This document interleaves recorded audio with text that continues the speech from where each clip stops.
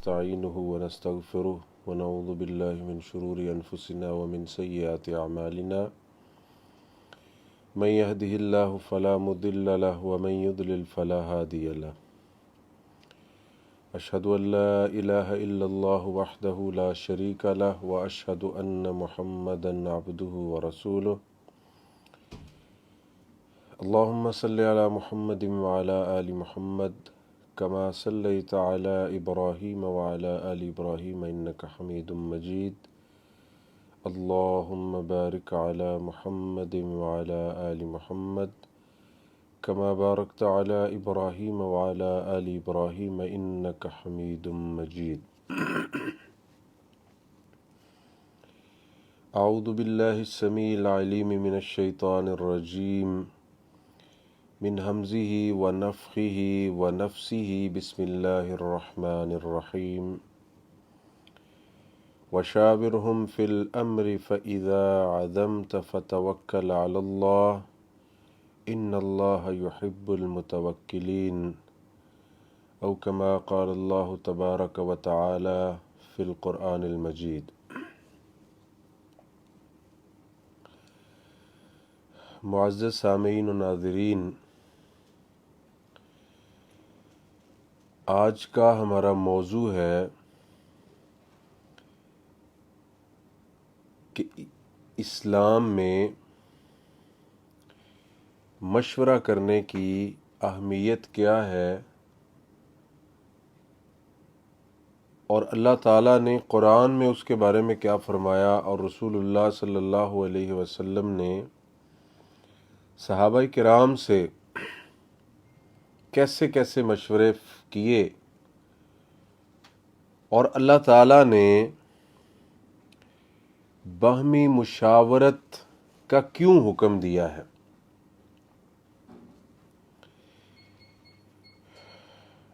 عربی زبان میں اس کے لیے چند الفاظ ہیں جو استعمال ہوتے ہیں، جیسے مشورہ ہے، ایسے ہی شورا ہے، یعنی مطلب رائے دینا، مشورہ دینا، اور مشاورہ ہے آپس میں ایک دوسرے کے ساتھ باہمی مشورہ کرنا، اور ایسے ہی استشارہ ہے کسی سے رائے لینا یا کسی سے مشورہ لینا۔ مشورے کی اہمیت کو تو ہر بندہ ہی جانتا ہے، کیونکہ دنیا میں بسنے والے جتنے انسان ہیں ان کی عقل، غور و فکر، تدبر اور ان میں جو صفات ہیں، ان کا جو تجربہ ہے وہ ایک جیسا نہیں ہے۔ تو جب ایک جیسا نہیں ہے، ہر انسان کو اللہ تعالیٰ نے مختلف سوچ اور مختلف تجربہ اور ہر بندے کو مختلف ذہن عطا فرمایا ہے، تو جتنا اس کا تجربہ زیادہ ہوتا ہے، جتنا وہ ذہین زیادہ ہوتا ہے، اس قدر ہی وہ اچھا مشورہ دے سکتا ہے۔ اور بہت سارے ایسے شعبے ہیں جن کے اندر کچھ لوگ مہارت رکھتے ہیں، اس لیے یہ ضروری ہے کہ ان سے مشورہ کیا جائے تاکہ انسان نقصان سے بچ سکے اور زیادہ سے زیادہ فوائد حاصل کر سکے۔ اور کوئی بھی انسان اس کی اہمیت کا منکر نہیں ہے، کیونکہ تمام علمی طبقے، دانشور لوگ ابتدا سے آج تک وہ اس کی اہمیت کے قائل ہیں اور ہمیشہ سے یہ سمجھتے ہیں کہ جس کام میں مشورہ کر لیا جائے، مشاورت کر لی جائے، ہمیشہ اس میں نقصانات بہت کم ہوتے ہیں اور فوائد زیادہ سے زیادہ انسان حاصل کرتا ہے۔ اب اس میں ایک تھوڑی سی چیز غور کرنے والی ہے۔ کچھ لوگ وہ کہتے ہیں کہ جو جمہوریت ہے یہ بھی تو مشورہ ہی ہے ایک قسم کا، جبکہ جمہوریت میں اور مشورے میں بہت بڑا واضح فرق ہے۔ مثال کے طور پہ ہم خلفائے راشدین کی اگر مثال لیں تو حضرت ابو بکر تھے یا حضرت عمر تھے یا حضرت عثمان و علی رضی اللہ تعالی عنہم تھے، جب ان کو کوئی معاملہ پیش آتا تو وہ مجلس شورا بلاتے، تو اس میں یہ نہیں ہوتا تھا کہ وہ معاملہ ان کے سامنے رکھا جاتا اور اس مسئلے میں اگر مجلس میں مثال کے طور پہ 30 لوگ ہیں تو 25 نے یا 16-17 لوگوں نے ایک مشورہ دیا تو اس کو قانون بنا دیا جائے، ایسا تو نہیں تھا۔ اس میں یہ ہوتا تھا کہ بالفرض 30 کے 30 ہی لوگوں نے امیر المومنین کو مشورہ دیا کہ یہ کام ایسے نہیں ایسے کر لیں، تو پھر امیر المومنین دیکھتے تھے کہ کیا شرعی اعتبار سے اور فوائد کے اعتبار سے یہ صحیح ہے تو کر لیتے، اگر نہیں صحیح تو امیر کو اختیار ہوتا تھا کہ وہ 30 کی باتوں کو ہی ریجیکٹ کر دے۔ لیکن جمہوریت میں کیا ہے کہ مثال کے طور پہ پارلیمنٹ میں یا سینٹ میں اگر 100 کی تعداد ہے تو جب ادھر کوئی قانون یا کوئی بل جو اللہ اور اس کے رسول کے خلاف انہوں نے منظور کرنا ہوتا ہے تو وہ کہتے ہیں کہ ہم تو 51 کی رائے لیں گے، ان کا مشورہ لیں گے اور پھر اس کے بعد اس کو نافذ کر دیں گے۔ تو اس لیے یہ مشورہ نہیں ہے، یہ جمہوریت ہے۔ اگر جمہور کہیں گے کہ یہ فلاں قانون ایسے ہونا چاہیے، چاہے وہ اللہ اور اس کے رسول کے خلاف ہو، جیسے بھی ہو، جب کثرت رائے سے وہ پاس ہوتا ہے تو پھر وہ اس کو قانون بنا دیتے ہیں، جبکہ یہ غلط ہے۔ بلکہ اللہ اور اس کے رسول کے خلاف قوانین بنانا اور اس پہ خوش رہنا اور لوگوں میں رائج کرنا یہ تو شرک ہے۔ تو اس لیے یہ بڑا فرق ہے جمہوریت میں اور مشورے میں۔ دوسری بات یہ ہے کہ جب ہم کسی سے مشورہ کریں، کسی کی رائے لیں، تو کیا شرعی معاملات میں بھی لے سکتے ہیں کہ مثال کے طور پہ کوئی شریعت کا معاملہ ہے تو ہم 10-20 لوگوں کو یا 1-2 لوگوں کو بلائیں اور کہیں کہ ہم نے آپ سے کچھ مشاورت کرنی ہے، تو ہمیں بتاؤ کہ ہم نے نماز کیسے پڑھنی ہے یا رکوع کیسے کرنا ہے، تو جو وہ مشورہ دے وہ ہم لے سکتے ہیں؟ نہیں، کبھی بھی نہیں لے سکتے۔ شرعی طور پہ جب ہم کسی سے مشورہ کریں گے تو اس کا مطلب ہوگا کہ اس سے دلائل لیں گے، کیونکہ شرعی طور پہ کسی کی رائے کو لینا اور بغیر دلائل کے اس کے اوپر عمل کرنا یہ تو حرام ہے۔ شرعی طور پہ شرعی مسائل میں، احکام میں، عقائد و نظریات میں کسی سے رائے لینا کہ تم اپنی رائے دو اس بارے میں اور وہ رائے دے اور پھر اس کو مان لینا جبکہ دلائل کچھ بھی نہیں ہے، تو وہ حرام ہے۔ یعنی شریعت کے معاملات میں ہم کسی سے مشورہ اور رائے نہیں لے سکتے، دلائل لے سکتے ہیں، اور یہی تقلید ہے جس کے بارے میں اللہ نے قرآن میں کہا، کیونکہ جو لوگ تقلید کرنے والے ہوتے ہیں وہ کسی ایک شخصیت کا انتخاب کرتے ہیں اور پھر تمام مسائل میں، فروعات میں ان کی جو رائے ہوتی ہے اس کو لیتے ہیں، اس کو قبول کرتے ہیں، اس کے مقابلے میں جتنے دلائل ہوں، کچھ بھی ہو، تو وہ اس کا ہی احترام کرتے ہیں اور اسی کو ہی مانتے ہیں، دلائل کو چھوڑ دیتے ہیں۔ تو یہی تو تقلید ہے۔ تو میرے بتانے کا مقصد یہ ہے کہ شریعت میں ہم کسی سے رائے یا مشورہ نہیں لے سکتے، دلائل لے سکتے ہیں، کیونکہ اگر شرعی طور پہ کسی کی رائے کو ہم لے کے اس کے اوپر عمل کریں گے تو یہ تقلید ہے اور یہ شرعن جائز نہیں ہے۔ سورہ بنی اسرائیل آیت نمبر 36 میں اللہ تعالیٰ فرماتے ہیں وَلَا تَقْفُ مَا لَيْسَ لَكَ بِهِ عِلْمٍ، کہ ایسی چیز کی پیروی مت کرو جس کے تمہارے پاس دلائل اور علم نہیں ہے۔ اور ایسے ہی سورہ توبہ آیت نمبر 31 میں اللہ تعالیٰ فرماتے ہیں اتخذوا احبارهم ورهبانهم اربابا من دون اللہ، کہ بنی اسرائیل والوں نے اپنے علماء اور اپنے پیروں کو رب بنا لیا تھا اللہ کو چھوڑ کر۔ کیا رب بنایا تھا انہوں نے؟ کہ اللہ کی شریعت اور دین کے مقابلے میں انہوں نے جو اپنے علماء تھے اور ان کے اپنے پیر تھے، ان کی جو آراء تھی، ان کے جو مشورے تھے، ان کا جو بنایا ہوا دین تھا، اس کو قبول کیا، اور جو ان کی شریعت تھی، جو دلائل تھے، ان کو چھوڑ دیا تھا۔ اور سورہ نحل آیت نمبر 64 میں اللہ تعالیٰ نے بڑی واضح حقیقت بیان فرمایا ہاتو برہانکم ان کنتم صادقین، کہ دین کا معاملہ جہاں آئے گا وہاں دلائل طلب کیے جائیں گے۔ ہاتو برہانکم، کہ اگر تم سچے ہو، اگر تم کہتے ہو کہ تمہارا مشورہ مانا جائے، جو تم کہہ رہے ہو وہ قبول کر لیا جائے اور اس کے مطابق کیا جائے، تو ہاتو برہانکم، دلیل لے آؤ۔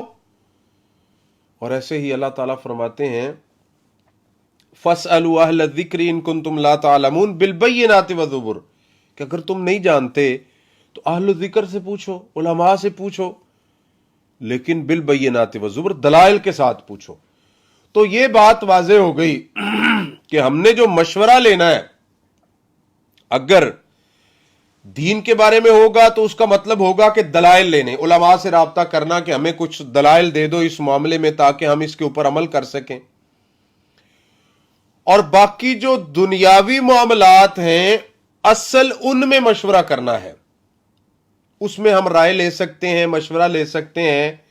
ہمارے کاروباری معاملات ہیں کہ کاروبار زیادہ کیسے ہو سکتا ہے، نقصانات کم کیسے ہو سکتے ہیں، یا جیسے جنگی معاملات ہوتے تھے، جنگی چالیں ہوتی تھی، اور ایسے ہی کس ٹائم اٹیک کرنا ہے، کیسے کرنا ہے، کس کس جگہ سے کرنا ہے، یا پھر امیر المومنین مشورہ کرتے ہوتے تھے کہ اب فلاں جگہ پہ لشکر بھیجنا ہے، یا اب یہ معاملہ ہے فلاں فلاں لوگوں کا۔ تو یہ ساری چیزیں ہوتی ہیں مشورہ۔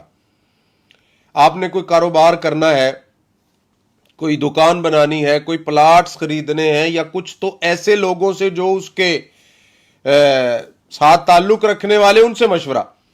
اور اس میں بھی سب سے بڑا مشورہ اللہ سبحانہ و تعالیٰ سے ہے، جیسے صحیح بخاری کے اندر اور بھی بہت ساری کتابوں میں نماز استخارہ ہے۔ استخارہ بھی تو ایک مشورہ ہے نا، جو ہر بندہ اللہ سے کر سکتا ہے۔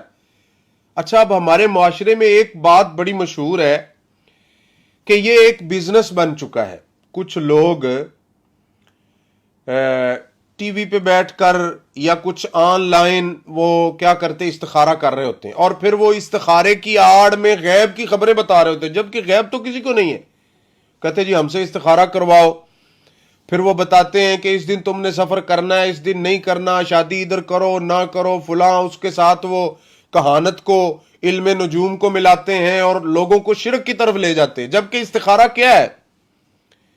سادی سی بات، آپ نے فرمایا اچھے طریقے سے وضو کرو اور 2 رکعت نماز پڑھو، اور اس کے بعد دعا استخارہ، اللہم انی استخیرک بعلمک واستقدرک بقدرتک واسألک من فضلک العظیم، یعنی یہ دعا پڑھو، بس بات ختم۔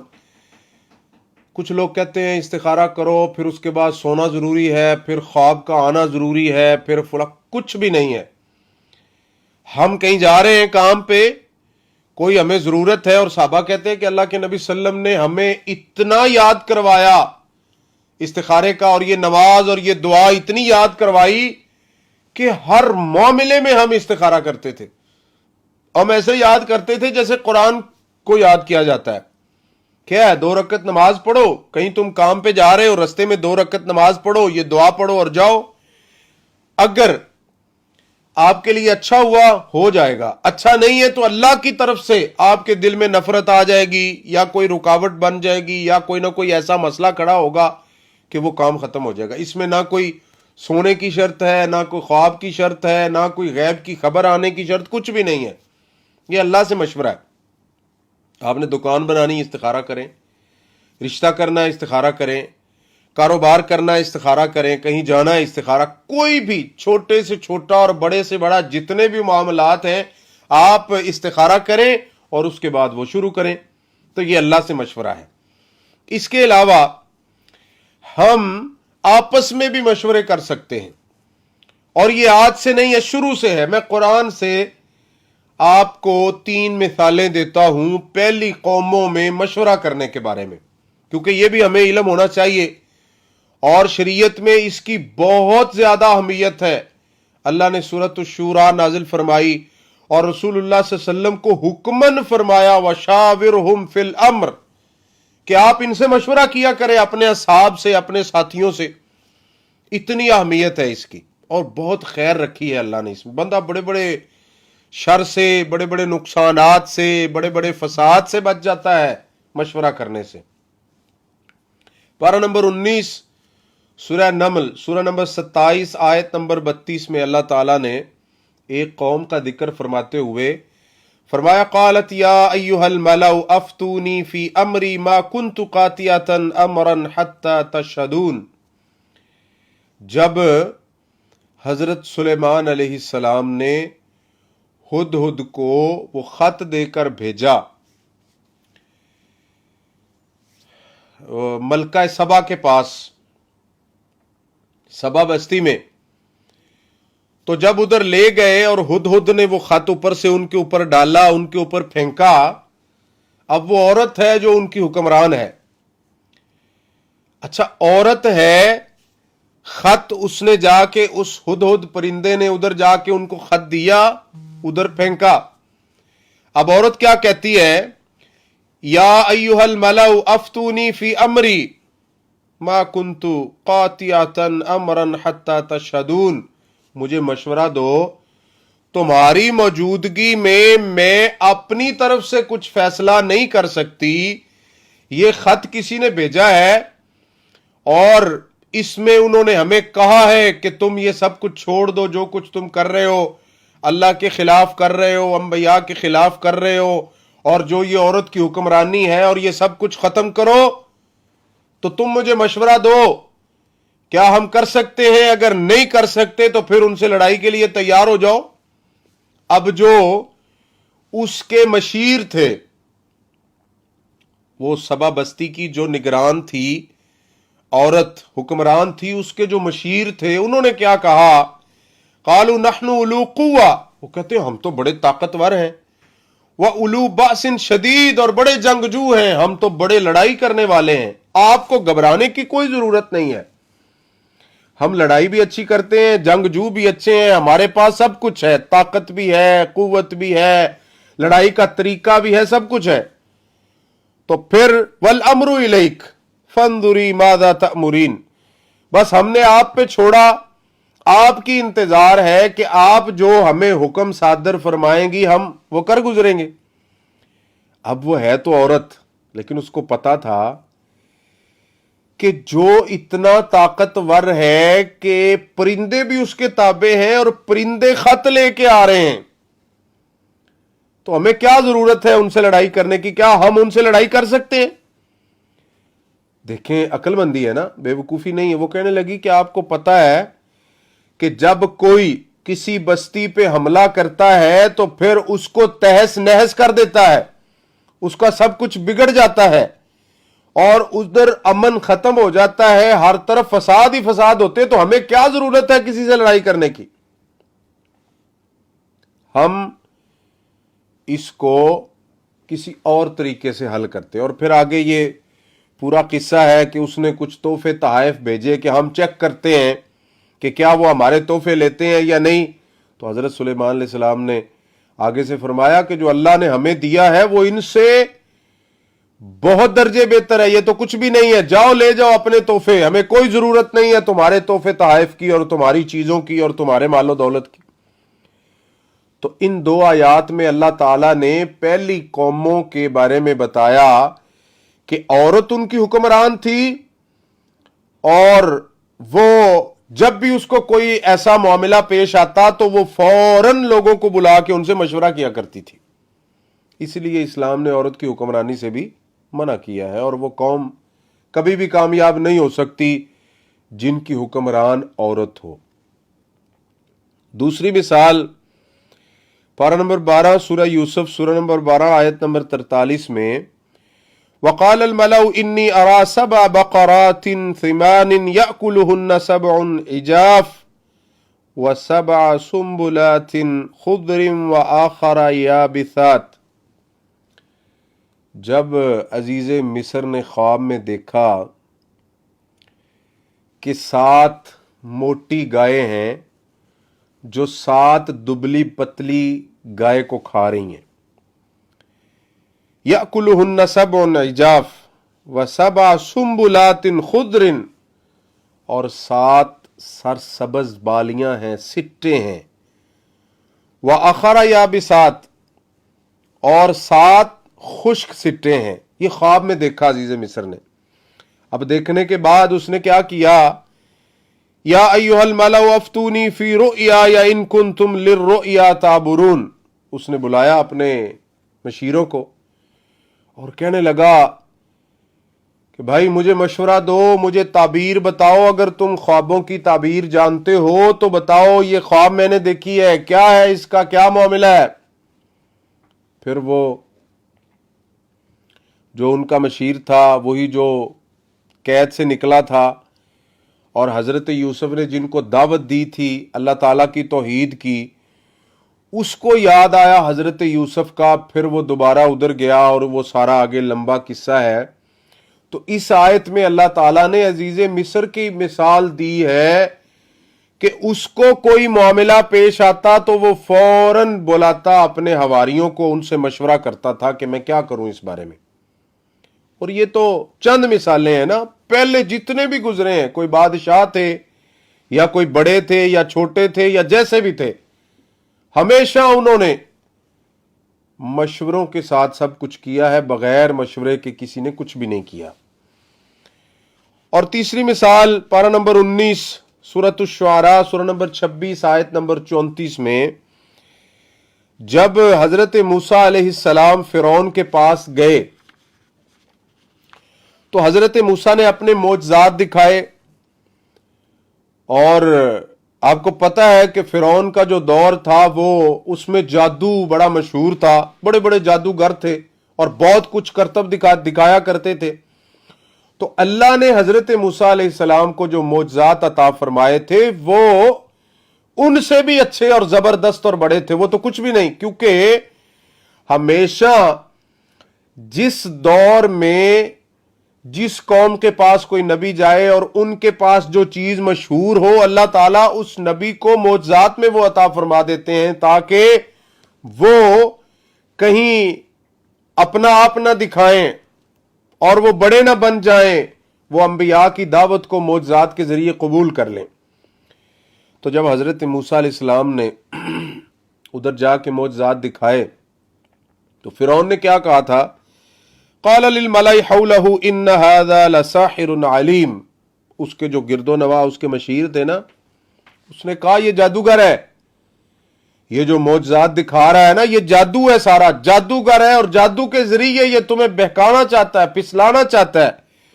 یرید ان یخرجکم من ارضکم بسحرہ فماذا تأمرون. یہ تمہیں اپنے جادو کے ذریعے نکالنا چاہتا ہے تمہارے علاقے سے، تمہاری زمین سے، تمہارے گھروں سے.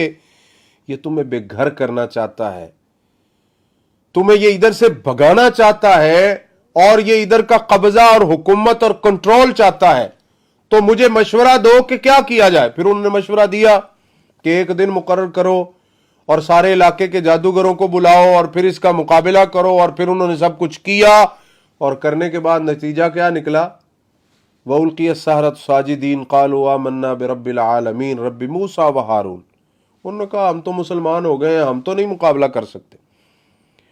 تو بتانے کا مقصد ہے کہ فرعون نے بھی جب یہ معاملہ اس کے ساتھ بنا تو سب سے پہلے اس نے مشورہ کیا اپنے مشیروں کے ساتھ. اب رسول اللہ صلی اللہ علیہ وسلم کو یہی حکم اللہ تعالیٰ فرما رہے ہیں، اور تمام مومنوں کو، تمام مسلمانوں کو، آج کے دور کے بھی اور قیامت تک جتنے آنے والے ہیں ان کو اللہ تعالیٰ نے کیا فرمایا؟ وَشَاوِرْهُمْ فِي الْأَمْرِ، کہ تمہارے جتنے بھی معاملات ہیں ان میں مشورہ کیا کرو۔ فَإِذَا عَزَمْتَ فَتَوَكَّلْ عَلَى اللَّهِ، جب پھر کسی کے اوپر تمہارا مشورہ ہو جائے، تم پختہ ارادہ کر لو کہ یہ کام کرنا ہے، پھر اللہ پہ توکل کرو، کیونکہ اللہ تعالیٰ توکل کرنے والوں سے محبت کرتے ہیں۔ یعنی توکل کا اجر، اللہ پر بھروسہ کرنے کا اجر کیا ہے؟ اللہ تعالیٰ کی محبت، اللہ تعالیٰ کی شفقت، اللہ تعالیٰ کا پیار، اللہ تعالیٰ کی الفت۔ اور ایسے ہی پارہ نمبر 25 سورۃ الشورى، سورہ نمبر 42 آیت نمبر 38 میں اللہ تعالیٰ نے فرمایا وَالَّذِينَ اسْتَجَابُوا لِرَبِّهِمْ وَأَقَامُوا الصَّلَاةَ وَأَمْرُهُمْ شُورَى بَيْنَهُمْ، کہ وہ لوگ جنہوں نے اپنے رب کا حکم مانا، یعنی ایمان لائے، اپنے عقائد کو ٹھیک کیا، کفر کو چھوڑ دیا، شرک کو چھوڑ دیا، ہر چیز کو چھوڑ دیا، اور اس کے بعد وَأَقَامُوا الصَّلَاةَ، اور نمازی بن گئے، نماز قائم کی، اللہ کے حکم کو مانا، نماز قائم کی، یعنی نمازی بن گئے۔ وَأَمْرُهُمْ شُورَى بَيْنَهُمْ، اور ان کا کام ہے آپس میں مشورہ کر کے کرنا، کچھ بھی کرنا ہے تو مشورہ کرنا ان کا کام ہے آپس میں۔ اب دیکھ لیں مشورے کی کتنی اہمیت ہے کہ اللہ نے ایمان اور نماز کے ساتھ اس کا ذکر فرمایا ہے۔ بہت سارے لوگ ایسے ہیں جو اپنے معاملات میں مشورے نہیں کرتے، وہ سمجھتے ہیں میں ہی کافی ہوں۔ بہت سارے والدین ایسے ہیں جو اپنی اولاد سے مشورہ نہیں کرتے، حالانکہ اولاد بڑی ہے، عقل مند ہے، نہیں کرتے۔ وہ اپنے دوستوں سے مشورہ نہیں کرتے، بھائی بھائیوں سے مشورہ نہیں کرتا، ماں بیٹی سے مشورہ نہیں کرتی، بیٹا باپ سے مشورہ نہیں کرتا، اپنے اپنے سب کچھ کر رہے ہیں۔ پھر نتیجہ کیا نکلتا ہے؟ پریشانیاں، نقصانات، مصائب، تکالیف۔ تو اللہ نے قرآن میں یہ حکمن ہمیں فرمایا ہے کہ تم مشورے کیا کرو، مومن، نمازی، اور تیسرے نمبر پہ آپس میں مشورہ کرنا۔ تین چیزیں ایک آیت میں بیان فرمائی ہیں، اور ایمان کے ساتھ نماز، نماز کے ساتھ مشورہ، اس کا مطلب ہے کہ یہ بڑی اہم چیز ہے۔ اب ہم آتے ہیں رسول اللہ صلی اللہ علیہ وسلم کی چند احادیث کی طرف، کہ آپ صلی اللہ علیہ وسلم بھی کوئی معاملہ ہوتا تو اپنے اصحاب سے مشورہ کیا کرتے تھے۔ حالانکہ آپ کے پاس تو ڈائریکٹ اللہ سبحانہ و تعالیٰ کی طرف سے وحی آ رہی ہوتی تھی، لیکن پھر بھی کتنے ہی معاملات تھے جن میں اپنے اصحاب سے مشورہ کیا کرتے تھے۔ صحیح مسلم حدیث نمبر 1779، مسند احمد حدیث نمبر 13703، عن انس ان رسول اللہ صلی اللہ علیہ وسلم شاور حین بلغہ اقبال ابی سفیان قال فتقلم ابو بکر رضی اللہ تعالی عنہ فعارض عنہ ثم تکلم عمر رضی اللہ تعالی عنہ فعارض عنہ فقام سعد بن عبادہ فقال ایانا ترید یا رسول اللہ صلی اللہ علیہ وسلم والذی نفسی بیدہ۔ حضرت انس رضی اللہ تعالیٰ عنہ فرماتے ہیں کہ جب رسول اللہ صلی اللہ علیہ وسلم ہجرت کر کے مدینہ تشریف لائے، اب مدینہ میں مہاجرین تھے اور انصار تھے، تو آپ صلی اللہ علیہ وسلم کو خبر ملی کہ حضرت ابو سفیان آ رہے ہیں، قافلہ لے کے آ رہے ہیں تجارت کا۔ تو آپ صلی اللہ علیہ وسلم کو جب ہی یہ خبر ملی حضرت ابو سفیان کے آنے کی، سب سے پہلا جو آپ نے کام کیا وہ کیا ہے؟ شاورہ، آپ نے صحابہ کرام کو بلایا اور ان سے مشورہ کیا۔ اچھا، جب مشورہ کرنے لگے، انصار بھی ہیں، مہاجرین بھی ہیں، تو اب کیا ہوا کہ سب سے پہلے حضرت ابو بکر رضی اللہ تعالیٰ عنہ انہوں نے بات کی کھڑے ہوئے. نمبر تو حضرت ابو بکر کا بنتا ہے, دوسرا عمر کا بنتا ہے, لیکن اس جگہ پہ چونکہ آپ انصار کے پاس آئے تھے, مدینہ میں آئے تھے, تو آپ یہ چاہ رہے تھے کہ مدینہ والے ہمیں کچھ مشورے دیں, کیونکہ یہ ادھر رہتے ہیں. ہم جو مہاجرین ہیں ہم تو تیار ہیں, کچھ بھی کرنا پڑے, کہیں بھی جانا پڑے, کوئی لڑائی کرنی پڑے, جہاد کچھ بھی کرنا پڑے. اصل مشورہ چاہتے تھے انصار ہمارے لیے کیا کر سکتے ہیں. اچھا, حضرت ابو بکر کھڑے ہوئے, انہوں نے کہا رسول اللہ صلی اللہ علیہ وسلم کو کہ یا رسول اللہ کوئی مسئلہ نہیں ہے, جیسے آپ کہیں گے, جو کہیں گے. فأعرض عنہ, آپ صلی اللہ علیہ وسلم نے ان کی بات نہیں سنی.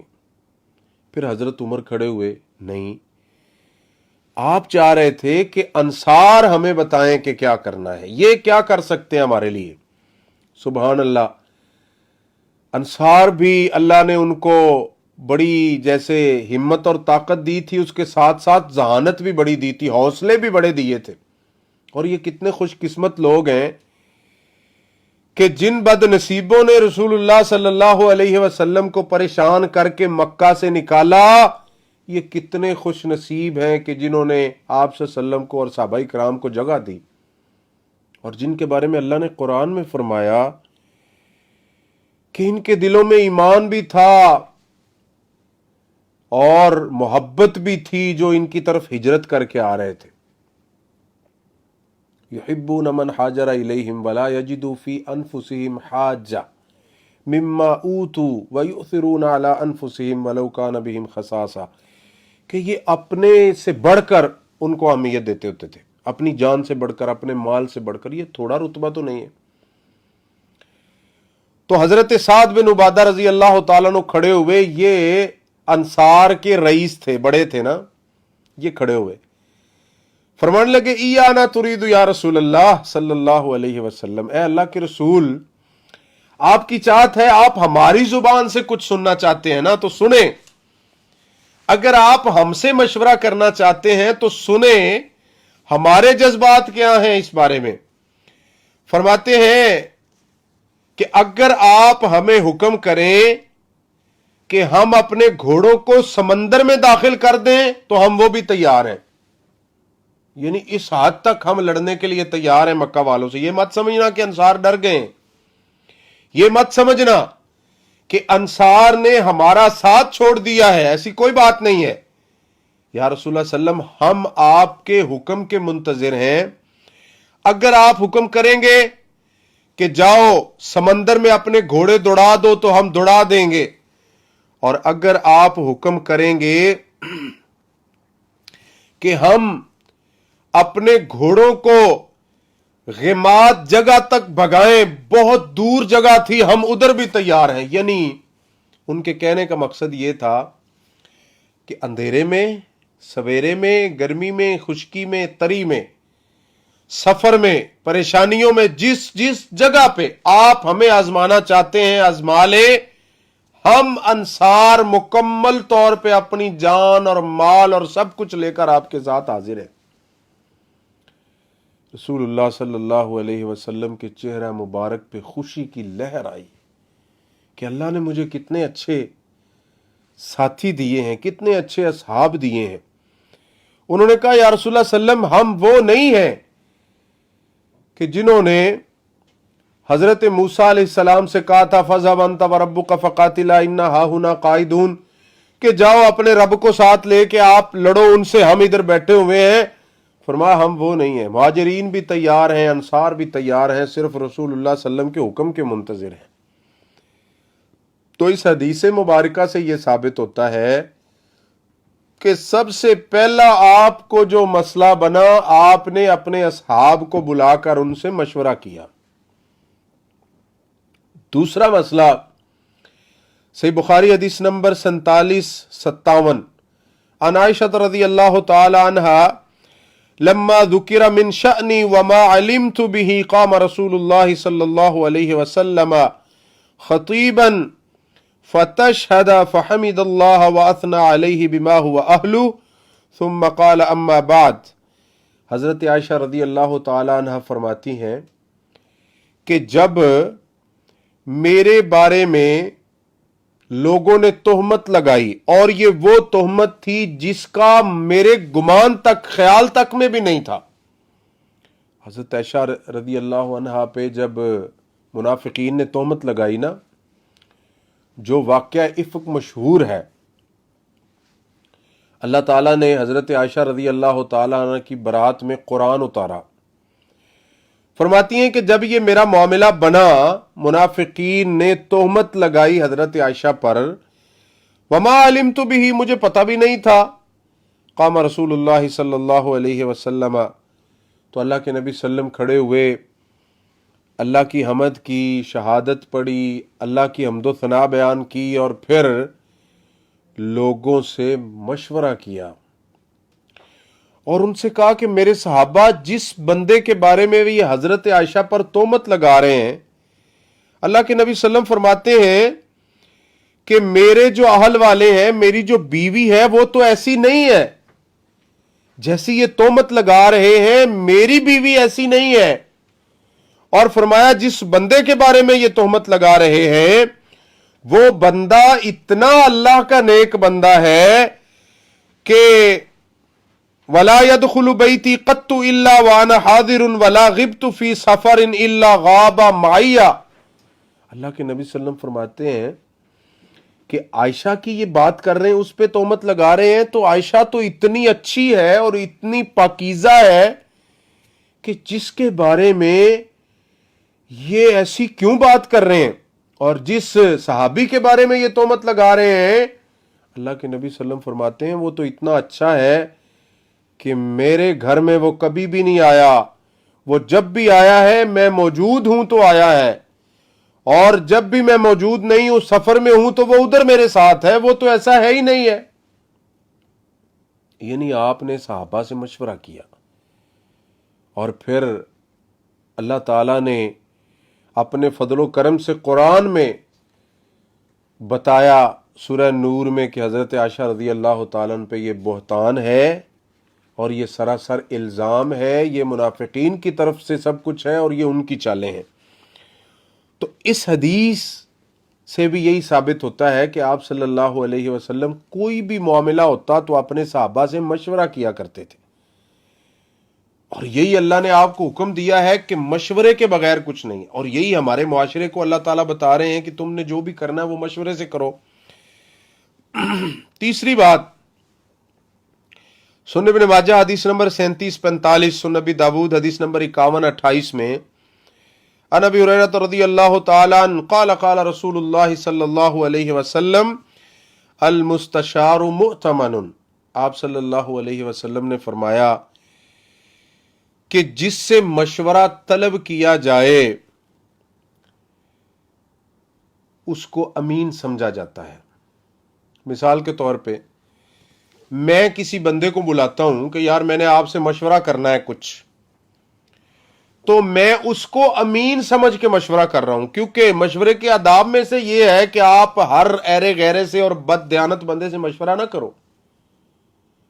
اچھا، اللہ کے نبی صلی اللہ علیہ وسلم یہ بتا رہے ہیں کہ جس سے کوئی مشورہ لے اس کو چاہیے کہ وہ امین ہونے کا کردار ادا کرے. یہ نہ ہو کہ میں نے کسی کو بلایا کہ یار آپ سے مشورہ کرنا ہے اور مشورہ کرنے کے بعد اس نے جا کے لوگوں کو بتانا شروع کر دیا، یا دوسرا وہ امانت داری کے ساتھ مشورہ نہیں دے رہا، اس میں خیانت کر رہا ہے، غلط مشورہ دے رہا ہے.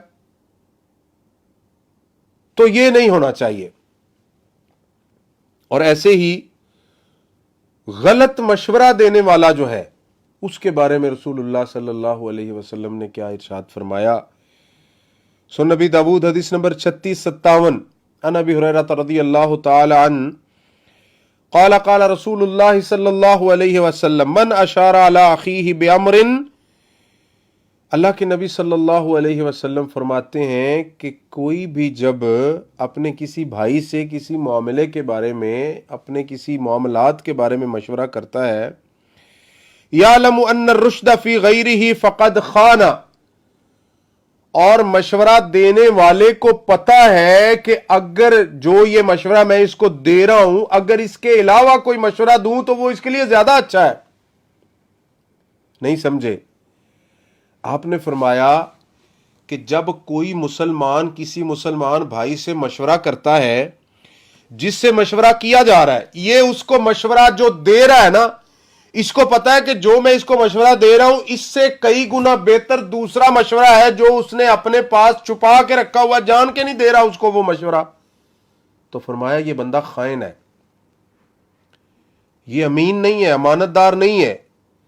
دوسرا اس حدیث سے یہ ثابت ہوا یعنی کہ غلط مشورہ دینے والا خائن بندہ ہے، اور اگر کسی سے مشورہ طلب کیا جائے تو اس کو چاہیے کہ وہ 100% اپنی ذہانت سے اور اپنے دماغ سے صحیح مشورہ دے اپنے مسلمان بھائی کو. یہ نہ ہو کہ دل سے وہ گندا ہو اور کہے کہ چلیں کوئی نہیں، اس نے مجھ سے مشورہ مانگا ہے، جان بوجھ کے اس کو غلط مشورہ دے کہ یہ تباہی میں، بربادی اور ہلاکت اور نقصان میں چلا جائے.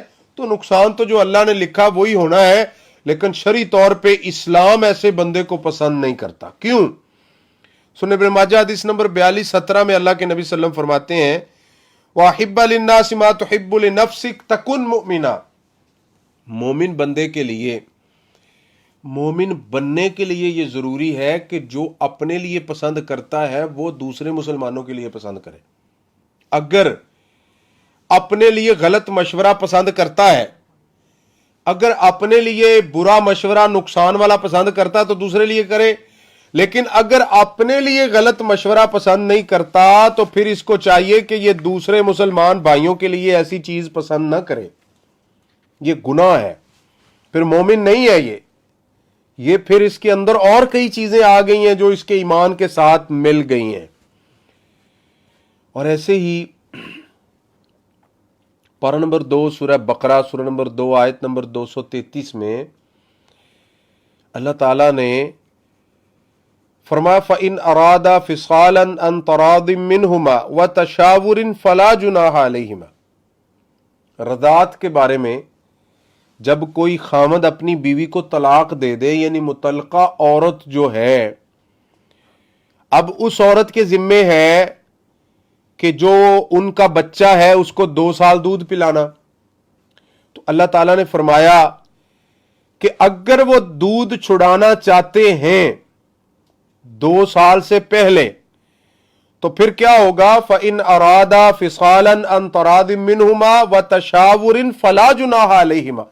آپس میں دونوں مشورہ کریں، دونوں کی رضامندی ہو، مشورہ ہو، اور پھر دودھ چھڑائیں تو ان پر کوئی گناہ نہیں ہے.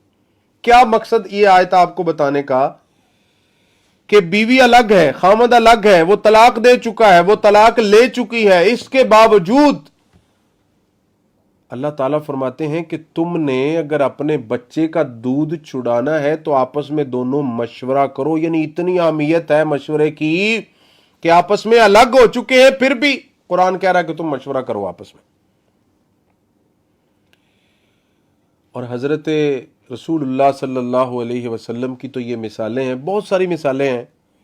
صحابہ کرام کی بھی ایسے ہی ہیں. مثال کے طور پہ حضرت عمر رضی اللہ تعالیٰ عنہ کی مثال لے لیں.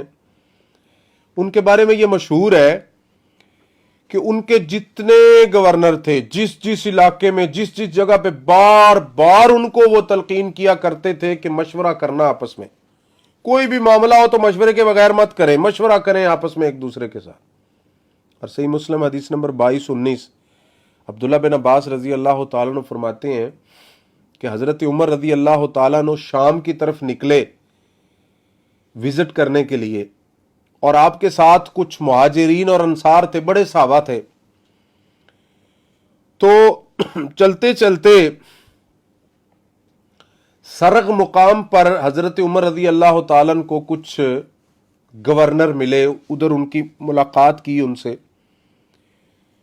تو آپ کو پتا چلا کہ شام میں ایک وبا پھیلی ہوئی ہے، طاعون کی وبا پھیلی ہوئی ہے، وائرس جسے کہتے ہیں. تو کچھ لوگوں نے حضرت عمر رضی اللہ تعالیٰ عنہ کو منع کیا کہ آپ ادھر نہ جائیں. اب حضرت عمر رضی اللہ تعالیٰ نے یہ سنتے ہی سب سے پہلا کام پتا کیا کیا؟ مہاجرین کو بلایا، ان سے مشورہ کیا، پھر انصار کو بلایا، ان سے مشورہ کیا، پھر اور لوگوں کو بلایا، یعنی کہ مختلف لوگوں سے مشورہ کر رہے تھے کہ میں شام کا سفر کروں یا واپس مدینہ چلا جاؤں۔ اب یہ کتنی بڑی بات ہے اور کتنے فکر کے ساتھ مشورہ کر رہے ہیں۔ پھر ہوا کیا، اس مشورے کے کچھ کہہ رہے تھے کہ آپ نہ جائیں، آپ کے ساتھ بڑے صحابہ ہیں، کبار صحابہ ہیں، آپ ادھر جائیں گے کوئی مسئلہ بن جائے گا، پھر پیچھے کوئی بڑے لوگ نہیں ہیں اسلام میں، کیا ہوگا، یعنی ہر کسی نے اپنے اپنے مشورے دیے۔ فجاء عبد الرحمن بن عوف رضی اللہ عنہ ان عندي من هذا علما سمعت رسول اللہ صلی اللہ علیہ وسلم یقول، اتنے میں عبد الرحمن بن عوف رضی اللہ تعالیٰ عنہ تشریف لائے، کہنے لگے حضرت عمر رضی اللہ تعالیٰ عنہ کو، امیر المومنین جس بارے میں آپ مشورہ کر رہے ہیں میرے پاس اس بارے میں دلیل ہے، رسول اللہ صلی اللہ علیہ وسلم کی حدیث موجود ہے۔ حضرت عمر رضی اللہ تعالیٰ عنہ خوش ہو گئے کہ اب تو معاملہ ہی حل ہو گیا، اب تو ادھر مشورہ بنتا ہی نہیں ہے، جب حدیث رسول اللہ صلی اللہ علیہ وسلم آ گئی پھر تو مشورے ختم ہے، سناؤ کیا حدیث ہے۔ فرماتے ہیں سمعت رسول اللہ صلی اللہ علیہ وسلم یقول اذا سمعتم به بارض، فرمایا کہ اللہ کے نبی صلی اللہ علیہ وسلم سے میں نے سنا تھا کہ جب تمہیں پتا چلے کہ کسی علاقے میں، کسی ملک میں، کسی جگہ پہ کوئی وائرس، کوئی وبا آ گئی ہے، فلا تقدموا علیہ، پھر تم اس طرف نہ جاؤ، اور جب تم اس جگہ پہ ہو جہاں وبا یا کوئی چیز ہے پھر تم نے ادھر سے نکلنا نہیں ہے۔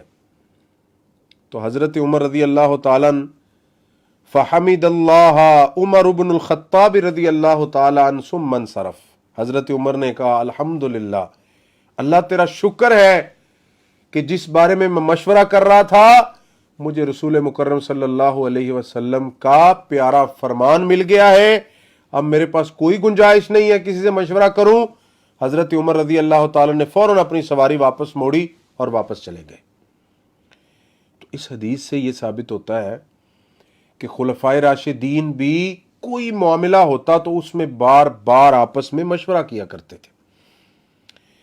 اب مشورے کے آداب میں سے کچھ چیزیں ہیں جو غور کرنے والی ہیں کہ جب ہم کسی سے مشورہ کریں تو ہمیں دیکھنا چاہیے کہ وہ عقل مند ہو، باضمیر ہو، اچھا ہو، مومن ہو، دین کے زیادہ قریب ہو، یا کم از کم جس بارے میں مشورہ کر رہے ہیں اس شعبے میں وہ مہارت رکھتا ہو، پھر اس سے مشورہ کیا جائے۔ اور دوسری بات وہی کہ وہ دیانتدار ہو، یعنی آپ کو صحیح مشورہ دے، یہ نہ ہو کہ آپ جس سے مشورہ کر رہے ہیں پتہ تو اس کو تھا، ہر چیز کے بارے میں مہارت تو رکھتا تھا لیکن وہ دل سے گندا تھا، وہ کسی کو صحیح مشورہ دینا ہی نہیں چاہتا تھا، وہ مشورہ ہی وہ دیتا ہے کہ جس سے بندہ ڈوب جائے۔ تو فرمایا ایسے لوگوں سے مشورہ نہ کرو۔ ایسے ہی تیسری بات، شریعت اسلامیہ کے بارے میں ہم کسی کی رائے نہیں لے سکتے، مشورہ نہیں لے سکتے، دلائل تو لے سکتے ہیں، لیکن یہ نہیں ہونا چاہیے کہ شریعت کے معاملات میں ہم لوگوں سے مشورہ کرتے پھریں۔ ہاں پوچھ سکتے ہیں کہ بھائی آپ کے پاس اس بارے میں کوئی دلائل، کوئی علم ہے تو مجھے بتائیں، نہیں تو میں علماء سے رابطہ کروں کیونکہ یہ میرا شرعی مسئلہ ہے اور اس کا میں حل چاہتا ہوں۔ اگر دنیا کے ہیں تو اس سے رائے لے لے۔ اور ایسے ہی اجتماعی امور میں اگر ہم نے مشاورت کرنی ہو، اجتماعی امور سمجھتے ہیں نا، چند لوگوں کے امور ہوں، یعنی جیسے کسی ملک کا کوئی بڑا ہوتا ہے تو وہ اجتماعی امور میں مشورہ کرتا ہے کہ اس ملک کا فائدہ کس میں ہے، نقصان، یا کوئی کسی محلے کا بڑا ہو یا کسی گاؤں کا بڑا ہو یا کسی شہر کا بڑا ہو۔ تو اجتماعی امور میں جو مشورے کیے جاتے ہیں اس میں یہ آداب ہے کہ اجتماعی مفاد کو پیش نظر رکھ کے مشورہ کیا جائے۔ یہ نہ ہو کہ اجتماعی امور میں مشورہ ہو اور اس میں ذاتی مفاد ہو بندے کا اپنا، تو وہ بھی شرعی طور پہ جائز نہیں ہے۔ اور ایسے ہی اگر کوئی بڑا اپنے ماتحت سے مشورہ کرتا ہے تو اس کا مطلب یہ نہیں ہے کہ جو چھوٹے ہیں وہ تکبر اور غرور شروع کر دیں، اس کا مطلب یہ ہے کہ وہ بڑا چھوٹوں سے محبت کرتا ہے، ان کو کچھ سمجھتا ہے، عقل مند سمجھتا ہے، اس لیے ان سے مشورہ لے رہا ہے اور ان کو اپنے قریب کرنا چاہتا ہے اور ان سے محبت کرتا ہے۔ تو آخری بات، اگر کسی سے مشورہ لیا جائے تو اسے چاہیے کہ وہ 100% صحیح مشورہ دے، جیسے رسول اللہ صلی اللہ علیہ وسلم کی سنت سے ثابت ہے۔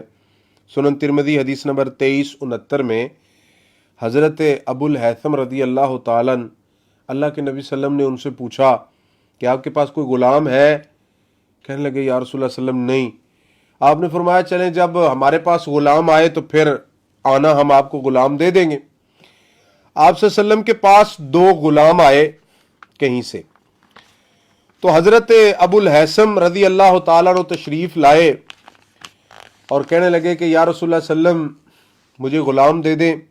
آپ نے فرمایا یہ 2 غلام ہیں میرے پاس، تو ان میں سے جو لینا ہے لے لو۔ حضرت ابو الہیثم رضی اللہ تعالیٰ عنہ عرض کرتے ہیں کہ یا رسول اللہ صلی اللہ علیہ وسلم میں نے آپ پہ چھوڑا، آپ مجھے دیں جو اچھا ہے وہ دے دیں۔ یعنی کہنے لگے کہ آپ مجھے دیں، میں نے آپ پہ چھوڑا۔ اب اس بات سے کیا اشارہ ہے کہ میں آپ سے مشورہ لے رہا ہوں کہ ان دونوں میں سے کون سا لے لوں؟ آپ صلی اللہ علیہ وسلم نے ایک کی طرف اشارہ کیا، فرمایا وہ لے لو، میں نے دیکھا وہ نماز پڑھ رہا تھا۔ یعنی دونوں میں سے جو نیک تھا اس کو اہمیت دی، اور آپ نے آگے فرمایا کہ کیونکہ تو نے میرے اوپر ڈال دیا تھا، مجھ سے مشورہ لے رہا تھا، تو میرا حق بنتا ہے کہ میں تجھے وہ غلام دوں جو دونوں میں سے اچھا اور نیک ہے۔ اور ساتھ آپ نے وصیت فرمائی کہ اس غلام کے ساتھ اچھا سلوک کرنا، یہ بہت نیک ہے، نمازی ہے، مومن ہے۔ اچھا، حضرت ابو الہیثم نے وہ غلام لیا، گھر لے گئے، اپنی بیوی کو جا کے یہ سارا واقعہ سنایا کہ رسول اللہ صلی اللہ علیہ وسلم نے مجھے یہ وصیت فرمائی، اس کے ساتھ اچھا سلوک کرنا۔ بیوی بھی بہت سمجھدار اور صحیح اللہ کی بندی تھی، اس نے کہا ابو الہیثم اگر نبی صلی اللہ علیہ وسلم نے تجھے یہ وصیت فرمائی ہے نا کہ اس کے ساتھ اچھا سلوک کرنا، تو اس سے بڑا اچھا سلوک اور کوئی نہیں ہو سکتا، ہم اس کو آزاد کر دیں۔ سبحان اللہ، اس کو آزاد کر دیا۔ یعنی کہ رسول اللہ صلی اللہ علیہ وسلم کی وصیت کا اتنا احترام کیا۔ تو اس حدیث مبارکہ سے بھی یہی ثابت ہوتا ہے کہ جب حضرت ابو الہیثم نے آپ صلی اللہ علیہ وسلم سے مشورہ کیا کہ آپ مجھے دونوں میں سے دیں، کون سا دیتے ہیں، تو پھر آپ نے جو ان دونوں میں سے اچھا تھا وہ دیا۔ اس لیے ہمیں بھی چاہیے جب ہم سے کوئی مشورہ طلب کرے تو ہم اچھے سے اچھا جو اس کے لیے بہت بہتر ہو وہ اس کو مشورہ دیں۔ اللہ تعالی ہمیں اس پر عمل کی توفیق دے۔ جزاکم اللہ خیر، والسلام علیکم ورحمۃ اللہ وبرکاتہ۔